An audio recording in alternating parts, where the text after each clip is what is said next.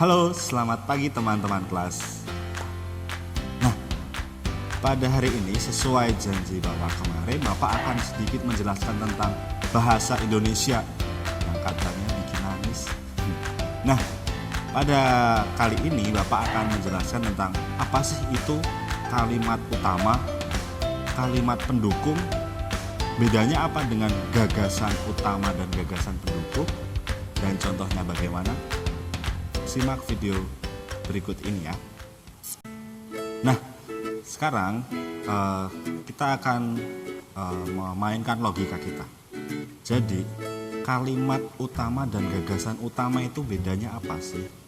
Gini, kalimat utama itu kan suatu kalimat yang ada di awal atau akhir paragraf. Itu kalimat utama. Jadi dari awal sampai titik itu namanya kalimat. Nah, tetapi kalau gagasan utama atau gagasan pokok itu adalah hanya intinya saja. Contoh di sini, contohnya adalah kalimat utamanya. Contoh, batik merupakan kain tradisional khas Indonesia. Itu kalimat utama. Nah, gagasan utamanya jadi gimana? Kan tadi batik merupakan kain tradisional khas Indonesia. Gagasan utamanya menjadi batik kain asli Indonesia. Jadi gagasan utama lebih singkat daripada kalimat utama. Gagasan utama diambil dari kalimat utama. Jadi bisa diambil persamaannya aja. Jadi kalau kalimatnya batik adalah kain tradisional khas Indonesia, sama dengan gagasannya atau temanya, batik adalah kain asli Indonesia. Oke, lanjut. Kita ke gagasan pendukung. Contohnya seperti yang Bapak tanyakan.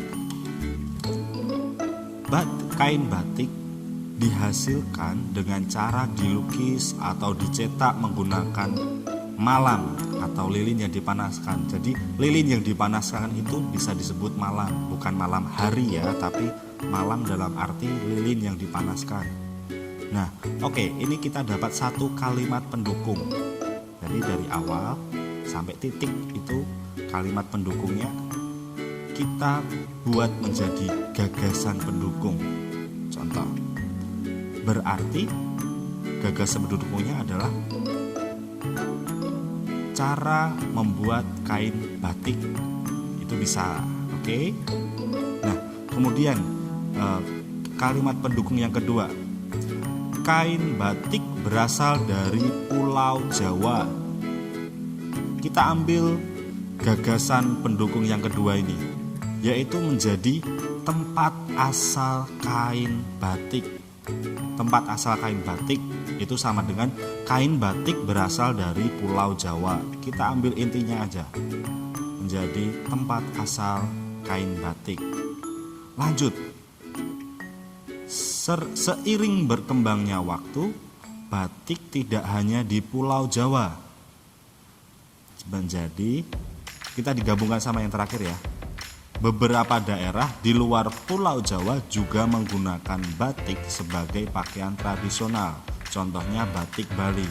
Oh, berarti gagasan pendukung yang terakhir ini adalah persebaran kain batik. Udah, itu aja gagasan pendukungnya. Persebaran kain batik. Jadi kalimat yang sangat panjang ini, kain batik berasal dari seiring berkembangnya waktu, batik tidak hanya di Pulau Jawa, ada di luar Jawa, contohnya di Bali. Itu bisa kita singkat menjadi persebaran kain batik. Oke, itu sama intinya. Cuman kalau kalimat pendukung itu dijabarkan. Kalau gagasan pendukung itu intinya, intisarinya atau tema dari kalimat itu. Kalimat itu tuh menceritakan tentang apa sih? Kalimat itu tuh intisarinya apa sih? Jadi kalimat dari panjang ini beberapa di luar Pulau Jawa juga menggunakan kain batik tradisional, contohnya Bali.